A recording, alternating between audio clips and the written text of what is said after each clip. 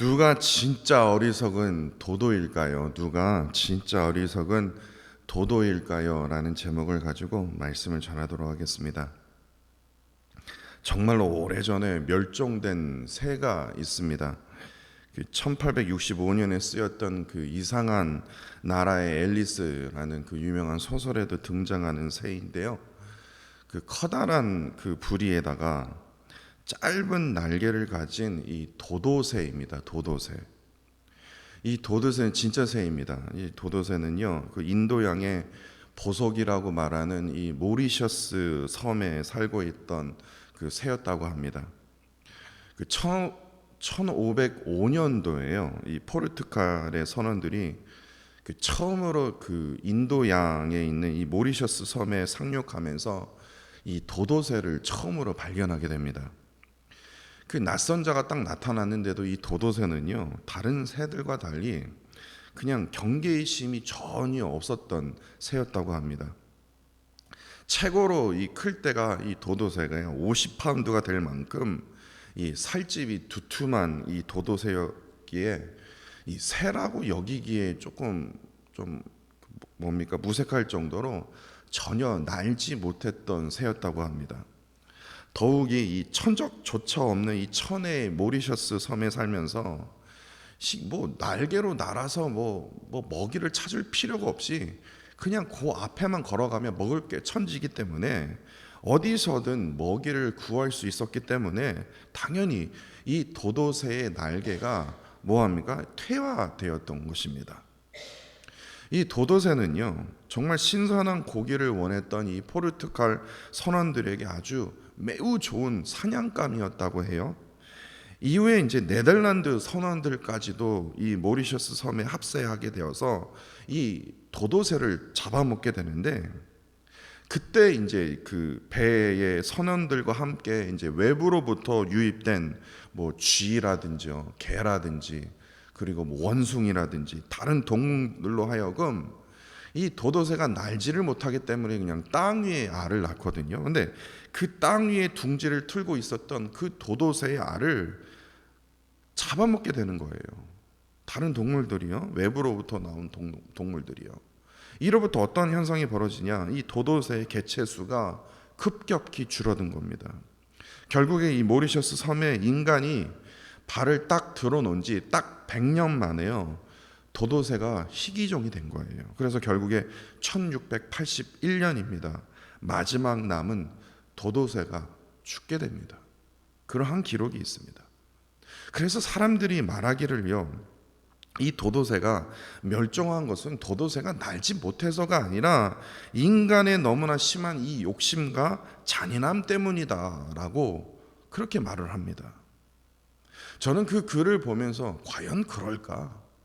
과연 인간의 욕심과 잔인함 때문에 도도새가 멸종했을까라는 생각이 들었습니다. 도도새, 이게 우리말로 도도하다 하면 되게 차갑다, 쿨하다, 그런 뜻으로 우리가 해석을 할 수 있지만, 이 도도새는요, 우리말 도도가 아니라 이 포르투갈어로 바보라는 뜻입니다. 도도는 바보입니다. 그러니까 도도새가 보기에 되게 바보같이 느껴졌나 봐요. 처음 발견한 이 포르투갈 선원들이 그 새를 봤을 때 되게 바보처럼 여겼나 봐요. 그래서 도도라는 그런 이름을 지었는데, 이 도도가 멸종하기까지 누가 진짜 어리석은 도도인지를 제가 고민하게 되었습니다. 근데 제가 고민하면서요, 이런 생각이 들었어요. 억울하게 뺏기면요, 어떻게든 되찾을 생각을 합니다. 그렇지 않습니까? 억울하게 빼앗기면요, 어떻게든 힘을 기르거든 아니면 능력을 기르거든 어떻게든 찾게 되어 있어요. 그런데 그냥 내어주면요, 절대로 되찾을 수가 없습니다. 왜냐? 그냥 가져도 그만, 버려도 그만하기 때문에, 그냥 내어주기 때문에 멸망을 당할 수밖에 없다라는 겁니다. 그러니까 엄밀히 말하자면요, 도도새는요, 저는 좀 생각이 들립니다. 인간의 욕심과 잔인함 앞에서 억울하게 알을 빼앗긴 게 아니다라는 거예요. 날개를 가졌습니다. 날개가 없었다라면 제가 이해를 하겠어요. 날개를 가졌어도 날 필요가 없는 거예요. 왜냐? 먹을 게 천지니까요. 그러니까 날개를 가졌어도 날려고 할 생각이 없기 때문에 땅 위에 그냥 편안하게 알을 낳은 겁니다. 근데 그 낳은 알을 그냥 쉽게 그냥 내어준 거예요. 그렇기 때문에 뭐예요? 멸종한 거라는 겁니다. 진짜 도도는요, 분명히 인간의 욕심과 잔인함이기도 합니다. 진짜예요. 그러나 그보다 더 중요한 것은요, 날개를 가졌어도 날려고 하지 않는 게으름 앞에서요, 그냥 땅 위에 계속해서 그냥 알을 낳아야 되겠다라는 그러한 생각을 가진 새가 바로 도도라는 거예요. 도도라는 거예요. 왜 이런 생각이 드냐면요, 하나님께서요, 예레미야에게 이스라엘 백성들의 두 가지 어리석은 도도를 말씀하셨어요. 예레미야 2장 13절을 보시면요, 하나님께서 예레미야에게 이런 말씀하셨습니다. 내 백성이 두 가지 악을 행하였나니, 두 가지 도도를 행하였나니 그 바보 같은 악이 무엇이냐? 곧 그들이 생수의 근원되는 나를 버린 것과, 그게 첫 번째입니다. 두 번째로 스스로 웅덩이를 판 것인데 그 웅덩이가 그 물을 가두지 못할 터진 웅덩이만 지금 파고 있는 거다. 얼마나 도도 같냐 이거예요. 그러니까 이스라엘 백성들이 행한 이 두 가지 어리석은 도도는요, 아니 그 앞에, 그냥 바로 앞에 생수의 근원 되시는 전능하신 하나님을 버린 것이에요. 분명히 알고 있어요. 그런데도 벌어요. 그리고 나서 그 옆에다가 뭐예요? 계속해서 웅덩이를 파게 되는데 그 웅덩이에 물을 가두지 못하는 그런 헛된 웅덩이만 파고 있는 거예요. 얼마나 도도 같습니까? 결국 그 어리석은 도였던 이스라엘 백성들은요, 생수의 근원 대신 하나님을 분명히 알고 있었어요. 조상으로부터 그 생명의 근원 대신 그 하나님으로부터 복을 받는다라는 것을 분명히 듣고 있었어요. 그런데 끝까지 그들은 똥꼬집을 피우면서 물을 가두지도 못하는 이런 헛된 우상의 웅덩이를 계속해서 파왔습니다. 다시 말해서 생수의 근원 되시는 그 전능하신 하나님 한 분만으로 뭐합니까? 만족하지 못했던 거예요. 의지하지 않았던 거예요. 그래서 물을 가두지 못하는 이런 헛된 우상 웅덩이만 파다가, 끊임없이 파다가 수많은 선지자들을 하나님께서 보내주시면서 생명의 근원 되신 하나님께로 돌아와라. 그럼에도 불구하고도 그냥 물을 가두지 못하는 헛된 우상의 웅덩이를 파다가 어떻게 됩니까? 이스라엘은 아수르에게 멸망하고 또한 바벨론에게 처참하게 멸망당하지 않습니까? 그게 바보로 어리석은 도도 같은 행동을 했기 때문에 그래요. 결국에 생명의 근원 되시는 하나님을 의지하지 못했기 때문에 억울해서 빼앗긴 게 아니라는 거예요. 억울해서 빼앗긴 게 아니라는 거예요. 하나님을 의지하지 못해서가 아니야, 안 와서요. 어리석은 도도였기 때문에 자기 스스로를 의지하다가 그냥 쉽게 내어준 것이에요. 그래서 멸망한 것입니다. 분명히 하나님께서 우리에게 말씀의 날개를 주셨거든요. 분명히 하나님께서 우리에게 기도의 날개, 예배의 날개를 주셨거든요. 근데 그 날개를 가졌어도요, 날 생각을 하지 않는 거예요. 그냥 땅에다 그냥 알을 낳지 뭐. 다른 사람들이 지금 사탄마귀가 그 알을 빼앗긴다 하더라도, 지금 내 발등에 지금 불이 떨어진다 하더라도 말씀 보지 않습니다. 기도하지 않습니다. 진짜 그래요. 발등에 불이 떨어졌는데도요, 알을 빼앗기는 현상을 계속해서 목격하고 있음에도 불구하고도 기도하지 않습니다. 말씀 보지도 않아요. 예배를 그만큼 사모하지 않는다라는 거예요. 이러한 세상에 우리가 살고 있다라는 거예요. 영원히 목마르지 않는 그 생명의 근원 되신 하나님이 바로 우리 앞에 있는데, 집집마다 성경책이 다 널려 있는데도 보지를 않는다는 거예요. 왜냐? 이 똥꼬지 때문에요. 계속해서 뭡니까? 헛된 우상의 웅덩이만 물을 가두지도 못하면서도요, 계속 파고 있다는 거예요. 그러니까 자기 스스로를 의지하여 어리석은 도도가 되어 헛된 우상의 웅덩이만 파다가 멸망을 당한다라는 거예요. 그렇게 하나님을 잊어버리고 스스로 의지하려는 이 도도의 삶으로부터 우리는 하루속히 우리가 벗어나야 된다는 겁니다. 이스라엘 백성들처럼요, 헛된 우상에 그 웅덩이만 파다가요, 세상에게 나 자신을 너무나 쉽게 내어줘서는 안 된다는 겁니다. 생수의 근원 되시는 하나님을 의지함으로 그 세상의 우상으로부터 벗어나 어떡하든지요, 말씀의 날개를, 기도의 날개로, 예배의 날개로 하나님 앞에 더 가까이 나가야 된다는 거예요. 그런 의미에서 오늘 본문 말씀은요, 다윗이 유다 광야에 있을 때 쓰였던 시입니다. 다윗이 딱 두 가지 상황이었을 때 유다 광야로 향했습니다. 첫 번째로 자신을 죽이려 했던 이 사울 왕이 그 칼날이 무서워서요 유대 광야로 도망쳤습니다. 두 번째로 자신의 아들 압살롬의 그 반란으로서 예루살렘을 떠났을 때 바로 어디로 향했냐? 유다 광야로 향했습니다. 근데 여기서 중요한 것이요, 이 두 가지 어려움이 있었는데요, 그 두 가지 어려움이 있을 때 유다 광야, 다시 말해서 정말 메마른 광야로 갔는데, 다윗이요 사울과 압살롬에게 빼앗겨서 도망자 신세로 유다 광야로 간 거지, 다윗이 그냥 내어주어서 그래서 도망친 게 아니다라는 거예요. 그 도망자의 신세가 된 것이 아니다라는 거예요. 사울과 압살롬에게 그냥 내어주었다라면 다윗이요 자신의 자리를 되찾을 수 없었을 것입니다.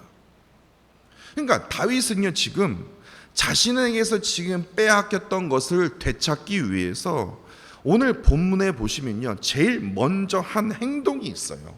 그것이 바로 1절 말씀입니다. 하나님이요 주는 나의 하나님이시라. 내가 간절히 주를 찾을 때 물이 없어 마르고 황폐한 땅에서, 지금 유다 광야에서요, 내 영혼이 주를 갈망하며 내 육체가 주를 앙모하나이다 라고 고백을 합니다. 그러니까 이게 무슨 말이냐면요, 다윗은요 지금 사울과 압살롬의 그 위협으로부터 빼앗겼거든요. 자신의 자리를 빼앗겼거든요.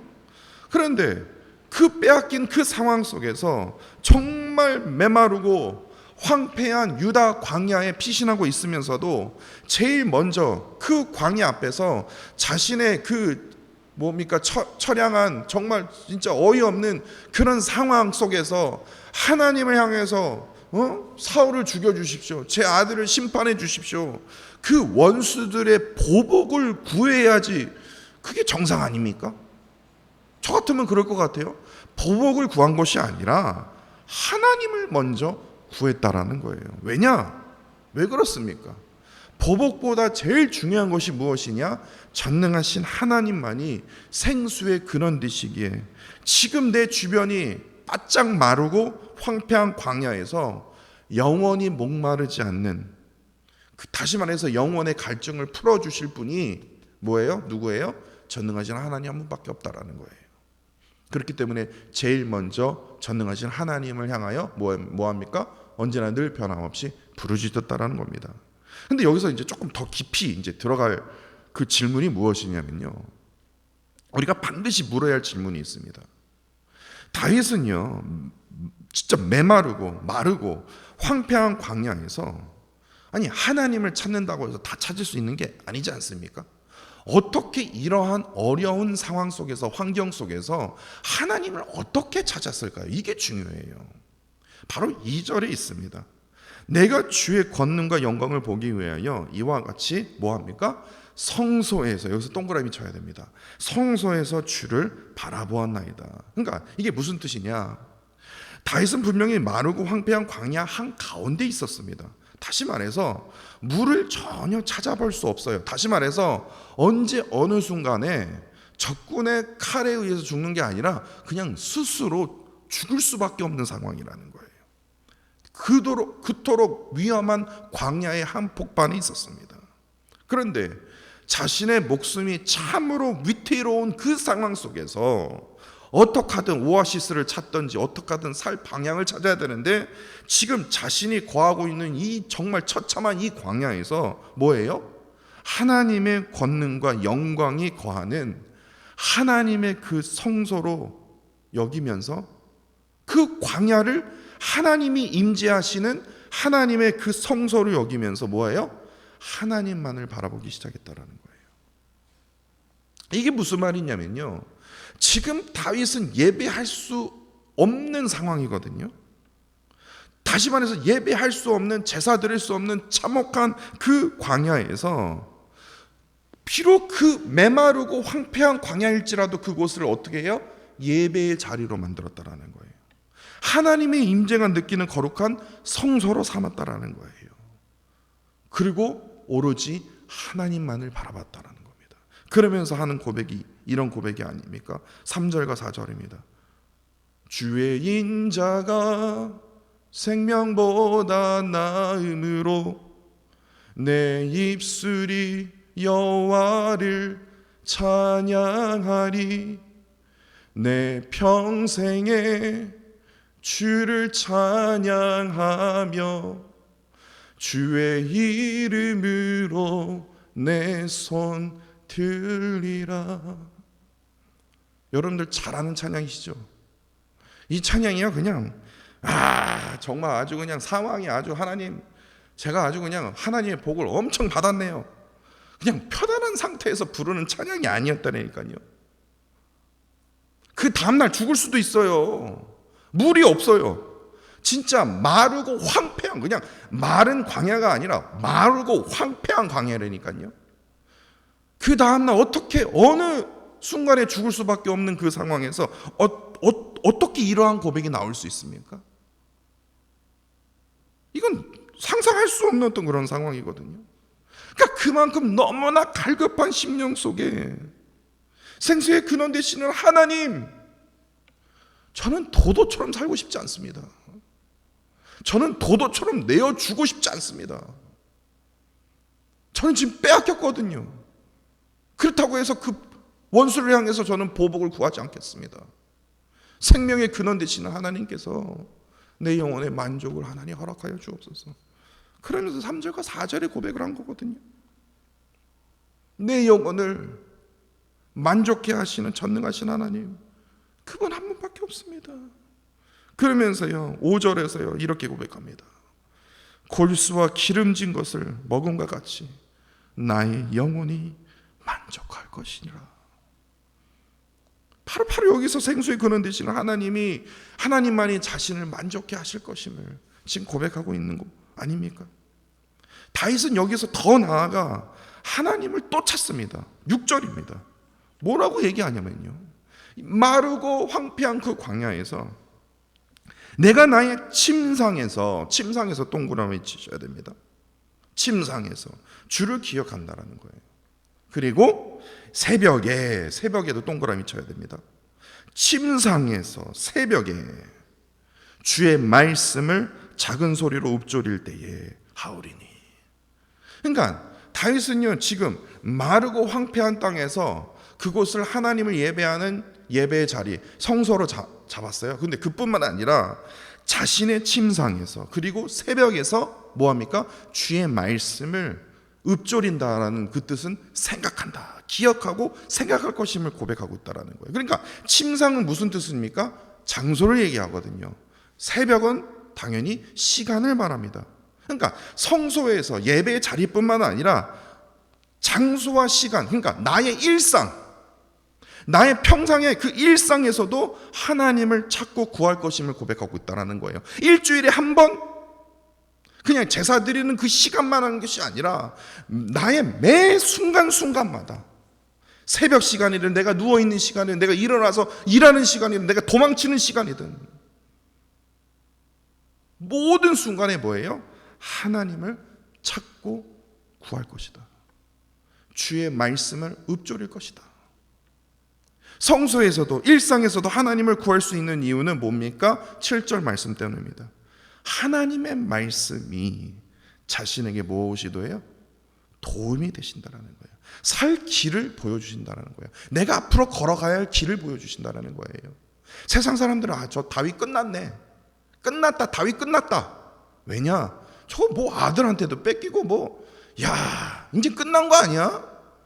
저 군대들도 다 도망갔는데 저걸 어떻게 자기 자리를 다시 찾을 수 있겠어? 끝난 거지 뭐. 광야에서 뭐를 세울 수 있겠어? 그런데도요 다윗은요 그 소리에 다 귀를 닫고요, 자신한테 저주하는 소리에도 다 귀를 닫고요, 하나님의 말씀을 통해서 자신의 걸어가야 할 길, 앞으로 바라봐야 할 그 길이 보았다라는 거예요. 자신에게 도움이 되었기 때문에. 그렇기 때문에 8절에서요, 하나님의 오른손, 다시 말해서 그 오른손이라는 뜻이 무슨 뜻이냐면요, 하나님의 능력을 의지하여 주를 더욱더 가까이 따르기를 다시 한번 다짐하기 시작합니다. 그래서 9절과 10절에서의 원수들이 자신의 목숨을 노린다 할지라도 하나님께서는 반드시 뭐합니까? 땅 깊은 곳에, 원수들을 땅 깊은 곳에 그냥 틀어박게 하셔서 승량의 먹이, 승량의 먹이는 무슨 뜻이냐면요, 심판을 받아서요 땅속에 들어가서 어떻게 합니까? 들짐승의 먹이가 되게 하실 것이다. 내가 가만히 있어도 하나님께서 그 모든 원수들을 다 해결해 주실 것이다. 그러면서 다윗은 이렇게 말합니다. 왕은 그렇게 시작을 해요. 그러니까 왕은요 다른 게 아니에요. 하나님을 경외하고요, 하나님의 말씀을 읊조리면서 하나님을 경외하고 하나님을 의지하고 생명의 근원 되시는 그 전능하신 하나님을 붙드는 자만이 뭐예요? 하나님의 오른손을 가진 자거든요. 하나님의 능력과 힘을 가진 자거든요. 그 뜻이 뭡니까? 힘 있는 왕인다라는 거예요. 다윗 왕만 얘기하는 것이 아니라 하나님을 의지하는 자가 왕인 거예요. 하나님을 의지하는 자가 능력의 자라는 거예요. 그 왕은 뭐예요? 하나님을 즐거워하리니. 근데 여기서 빠진 단어가 있더라고요. 안에서라는 단어가 빠졌어요. 안에서, 여기서 안에서가 들어가야 된다는 거예요. 그러니까 하나님을 의지하는 자는 뭐예요? 하나님 안에서 뭐합니까? 그 하나님께서 베풀어 주신 그 구원의 기쁨으로 말미암아 하나님께서 원수들을 땅에 박히게 하셔서 승량의 먹이, 들짐승의 먹이가 하시는 그러한 기적들을 하나님께서 해결해 주실 거거든요. 근데 결국에 그렇게 하나님께서 해결해 주셨죠. 그러한 기쁨을 하나님께서, 하나님 안에서 내가 누릴 수 있게 하나님께서 인도해 주실 것이다. 여러분, 인생을 살면서요, 언제나 이 어려움과 고난은요, 내가 몇 시 몇 분에, 내가 몇 딱 이 날에 내가 찾아올 것이다, 뭐 예고를 하면서 찾아옵니까? 어려움과 고난은요 예고를 모릅니다. 예고할 수 없어요. 그러니까 어려움과 고난은요, 내가 죽을 병에 걸린 것도 마찬가지고요, 그러한 병이 찾아오거나 뭐 하나, 그런 예고 없이 아주 그냥 한순간에 찾아옵니다. 한순간에요. 그렇기 때문에 먹고 사는 거요 정말 힘들죠. 그거 쉽다고 제가 말씀드린 게 아닙니다. 근데 그보다 더 힘든 게 무엇인 줄 아십니까? 그냥 인생살이 자체가 힘든 거예요. 먹고 사는 것보다 더 힘든 게 뭐예요? 그냥 인생살이가. 왜 그렇습니까? 어려움과 고난이요 예고 없이 찾아오기 때문에 그래요. 아니 무슨 예고를 해주면 좀 뭐라도 준비를 해야 될 텐데, 뭐라도 좀 아니 하나님 좀 예고를 좀 해주시면 안 됩니까? 아마 너 내년 한 겨울 정도엔 좀 어려워질 거다, 너 좀 준비를 해야 될 거다, 그렇게 좀 말씀해 주시면 안 됩니까? 그러면 그래도 좀, 그러면 하나님 믿는 맛이 좀 나죠. 좀 그래도 다른 사람보다 좀 더 나은 인생 살 수 있는 거 아닙니까? 그런데요, 어려움과 고난은요 진짜예요. 야, 진짜 어이없네 할 정도로요 예고 없이 찾아온다라는 거예요. 그러니까 먹고 사는 것보다 더 힘든, 그것도 힘들지만요, 그러니까 인생살이 자체가 힘든 거예요. 그런데요, 진짜 이 사람이 괜찮은 사람인지 아닌지, 진짜 이 사람의 면모를 알려면요 무엇을 보아야 되냐? 예고 없이 찾아오는 그 어려움과 고통이 찾아왔을 때 어떻게 행동하는지를 잘 보면요 이 사람의 면모를 찾아볼 수 있어요. 아무리 세상 사람들이 뭐 저 사람은 훌륭한 사람이야, 저 사람은 똑똑한 사람이야 그래도요, 어려움이 찾아오면요 저 사람이 어떻게 행동했냐 그것만 보면 알아요. 왜 제가 이런 말씀을 드리면요, 이 대부분 어려움과 고통이 그냥 찾아오면요 보통 사람들은 어떻게 하냐, 남 탓을 합니다. 내가 이렇게 힘든 건 당신 탓이야, 내가 이렇게 힘든 거는 야 너 자식 너 때문에, 다 그냥 손가락질해요. 이렇게 나라가 어려워진 것도요 대통령 탓이고요, 이렇게 그냥 다 더러워진 것도 저 일본 탓이고요, 자신은 뭐 항상 깨끗하게 살았나 봅니다. 그냥 다 남 탓이에요. 그냥 손가락질만 합니다. 자기가 여태까지 해왔던 거는 전혀 생각 안 하고요, 그냥 막 어려운 고통 찾아오면 손가락질. 하여튼 자기 탓입니다 라고 얘기하는 사람은 없어요. 세상 사람들의 특징이 그래요. 남을 탓하다가 어떻게 된 줄 아십니까? 진짜 도도가 된다니까요. 어려움과 고난이 찾아오면요, 내가 이걸 빼앗기는 어떤 그런 아픔이 있으면요, 준비해야 되지 않습니까? 그런데 계속해서 손가락질 하다가 그냥 정치인은 계속 막 나라 블레임 하다가 그러다가 진짜 도도 된다니까요. 그러다 남는 게 무엇입니까? 오늘 본문 말씀만 봐도 알아요. 다윗은 계속해서 뭐합니까? 자기 아들 탓했습니까? 아들 탓했으면요, 마르고 황폐한 그 광야 땅에서 인생 자체가 그런다니까요. 그러다가 진짜 도도돼서요, 멸망당한다니까요. 계속 손가락질하다가 너 때문에 이렇게 된 거야. 당연하죠. 사울 때문에 내가 지금 광야에 가는 당연한 거예요. 맞아요. 네 아들 때문에 내가 지금 이게 뭐냐 이게. 근데 그렇게 탓하다가 무엇이 남겠습니까? 누가 인정이라도 해줍니까? 누가 그래 내가 너 그래 이해한다. 동의할 사람 아무도, 이해해줄 사람 아무도 없거든요. 아니 아내조차도 이해 못해요. 계속해서요. 근데 오늘 본문을 한번 보세요. 다윗을 통해서 그의 진짜의 면모를 보게 되지 않습니까? 느닷없이 찾아왔어요. 무슨 예고하듯이 찾아온 게 아니라 느닷없이 사울의 칼날이 그냥 와 창살이 자기에게 날라오는 거예요. 느닷없이 뭐예요? 압살롬이 이렇게 배반할 거라고 상상을 못했다니까요. 느닷없이 찾아온 거예요. 느닷없이 그냥 딱 눈 떠보니까 내가 이거 물 하나도 없는 그냥 광야에 내가 지금 처해 있네. 인생이 이런다라는 거예요. 그런데 그러한 상황 속에서 다윗이 하나님 저희 놈놈놈 거리면서 저게 왕입니까? 저게 아들입니까? 하나님께서 심판해 주십시오 라고 했습니까? 그랬으면요 다윗은요 진짜 도도처럼 살았을 거예요. 도도새처럼요 멸망당했을 거예요. 다윗은요 자신이 도도가 되지 않기 위해서 분명히 블레임을 했겠죠. 사울 왕 때문이야. 압살롬이 이놈 그랬을 거예요. 그러나 그럼에도 불구하고도 자신이 어리석은 도도가 되지 않기 위해서 어떻게 합니까? 그는 끊임없이 하나님을 찾고 구했다라는 거예요. 하나님을 어떻게 찾았다고요? 마르고 황폐한 광야를 어떻게 해요? 하나님을 찾고 구하는 예배의 자리, 성소로 삼았으며 자신의 침상의 장소와 새벽의 시간에 하나님을 찾고 구하는 일상의 자리로 뭐합니까? 예배의 자리로 바꿨다라는 거예요. 어떻게든 자신의 그 어려움과 고난 앞에서 그냥 쉽게 그냥 내어주는 그냥 도도의 새처럼요. 도도새처럼 그렇게 되지 않기 위해서 다윗은 끊임없이 자신의 그 상황 속에서 어려운 상황 속에서 뭐합니까? 하나님을 예배하고 찾고 구하는 자리로 뭐합니까? 나아갔다라는 거예요. 결국에 그 예배의 자리에서 묵상했던 그 하나님의 말씀을 통해서 다윗이 나 자신이 앞으로 어떻게 걸어가야 되겠구나, 어떻게 나아가야 되겠구나, 그것을 뭐합니까? 찾게 되었다라는 거예요. 그렇기 때문에 하나님의 말씀이 뭐예요? 나에게 엄청난 도움이 되었다, 이렇게 고백하고 있지 않습니까? 그렇기 때문에 오늘 보면 말씀은요 되게 짧은 말씀이지만요 참으로 귀한 메시지를 전해주고 있다라는 거예요. 우리의 인생, 이 인생살이 자체가 힘겨워요. 진짜 마르고 황폐합니다. 그런데 이렇게 힘겹게 살아가는 이 세상 속에서 도도처럼요 그냥 손가락질하면서 너 때문에 내가 이렇게 된 거야, 이렇게 하는 것이 아니라 뭐합니까? 예고 없이 찾아오는 이 어려움과 고난이 문제가 아니라 우리의 일상이, 우리의 삶 자체가야 뭡니까?